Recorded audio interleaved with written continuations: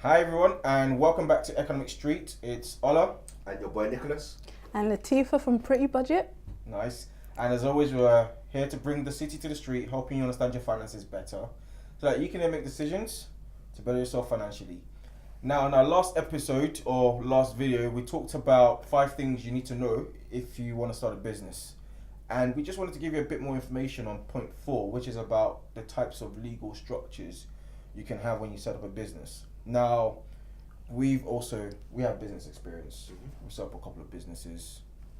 Failed. Yep. Failed, got back up. We're currently on Economic Street. So yeah, during our business experience and business life, we've used different structures. So we're literally going to talk to you through what we've used. You alright? Good. A little bit all the time. Cool.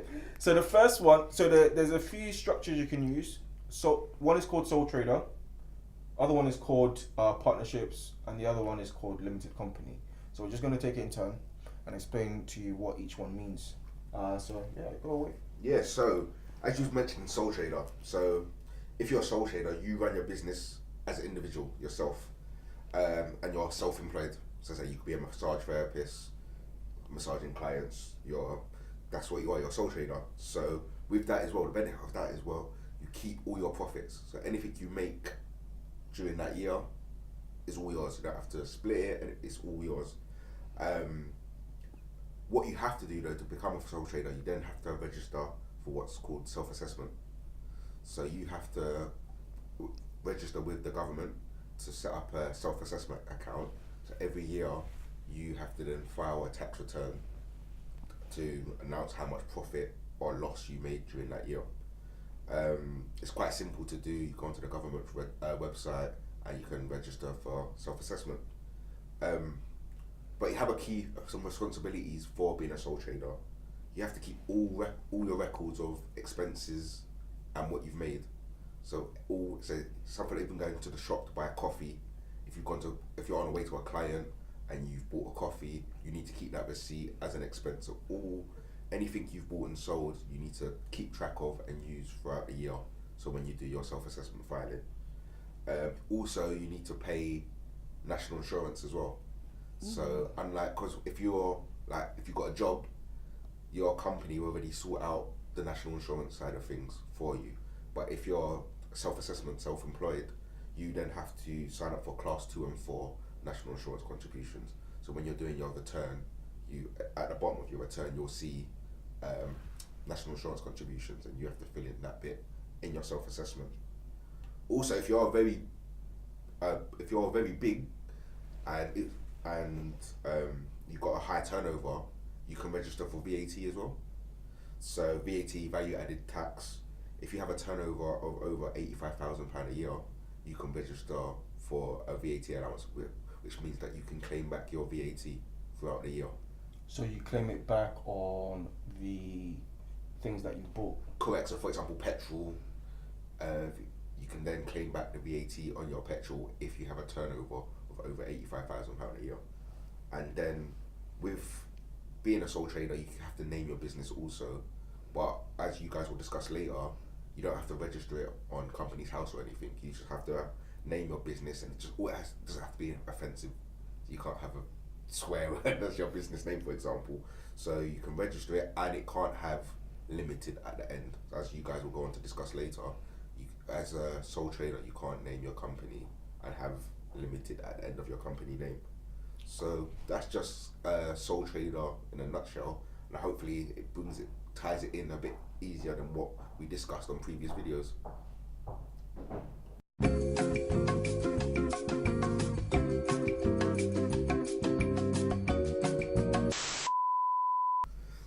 So there are the type of examples that you could have in terms of the naming of a sole traders. And as me myself, I've actually done the accounts of a sole trader, so just helping her do her annual self-assessments. So it's just a way of her managing, in terms of talking about keeping your receipts, etc. Helping her and do her self-assessments every year. So yeah, that's just a little more in-depth bit of information on sole traders. So yeah, as you're going to discuss about partnerships, that's another element of setting up a registry in your businesses. Yeah, so cool. The next one is what is called a partnership, and it's similar to a sole trader, except it says what it does on the tin. It's for a partnership, so you've got minimum 2 people, and you tend to get this a lot in like businesses like GP practices or accountancy firms, where there are multiple partners enter into a partnership agreement, which means they will share the profits based on the agreement, but also kind of, and that's after they process the expenses. The thing that you have to bear in mind is that you are liable unlimitedly for anything that happens. So be there if that you're sued, or you rack up debts. So you're all legally responsible for that personally.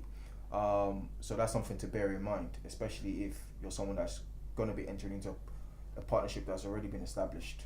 You have to check how much debt they have, if they're being sued, any legal claims, yada yada yada. There is a slightly different one called a limited liability partnership, and this basically means that the liability that you are responsible for is limited to a certain amount. The good thing about this as well is that it's actually you can register this as a legal entity in itself.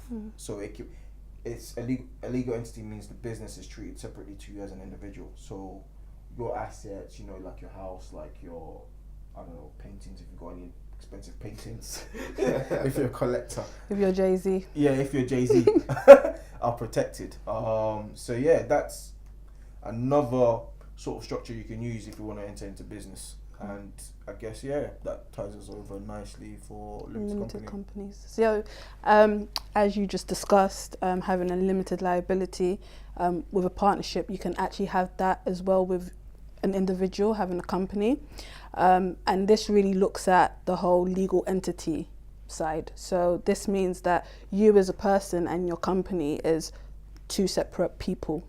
So the company is treated like a person.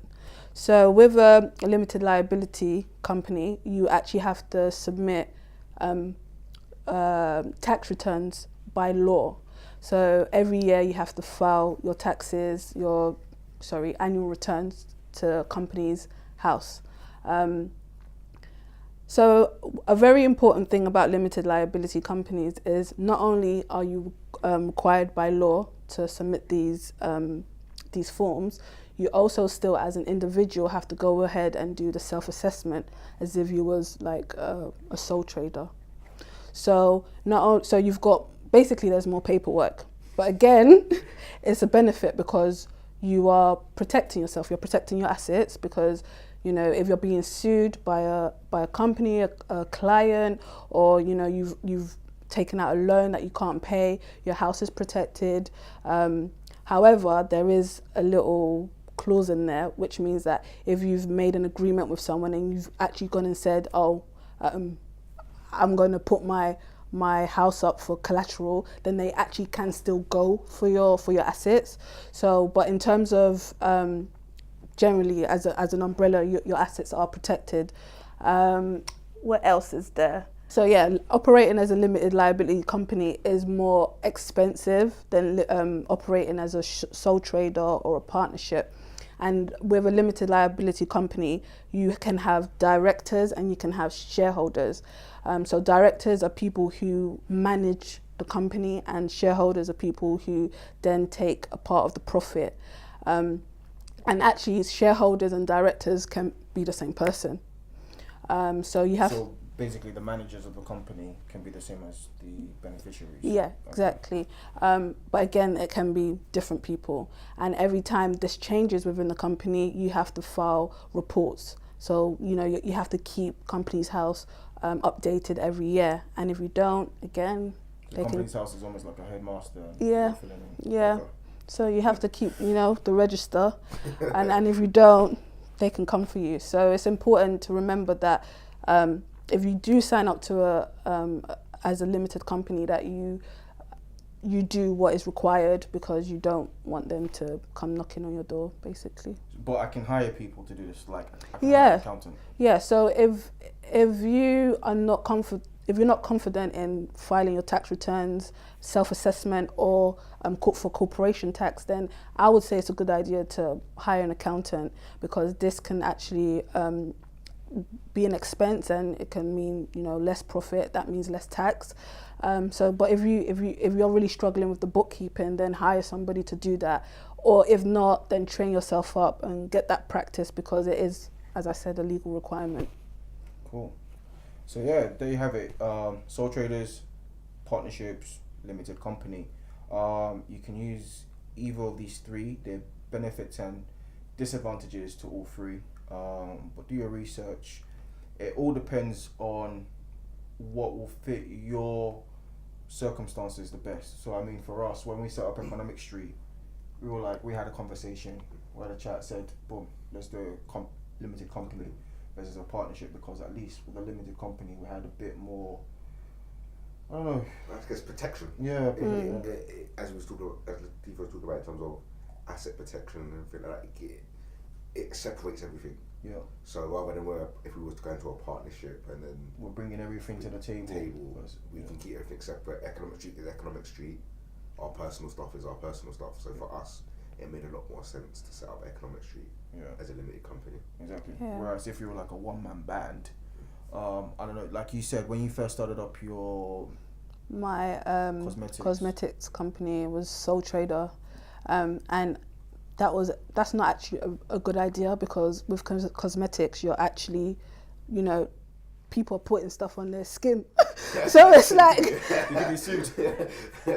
I don't really want to be sued, because I don't even own my own house yet, so I don't even know what they'll be suing. So, you know, so it makes more sense in that sort of circumstance that you set up a limited liability company and get the right insurance, X, Y, and Z. Cool. So yeah, if you have any questions on what we just said, send them in. Literally just comment in the box below, and we'll get the notification and pick it up. Make sure you subscribe. Follow us on Facebook, Twitter, LinkedIn, Instagram. The beauty of it is that we don't actually put all the same content on every single social media, so you have to go after this information, but it's there. And for Latifat of Pretty Budget, how do people get hold of you? So you can actually find me on YouTube by just simply searching my name, Latifat Adiola, and you can follow at Pretty Budget on Instagram. Sweet. There you go. Any last words, Nick?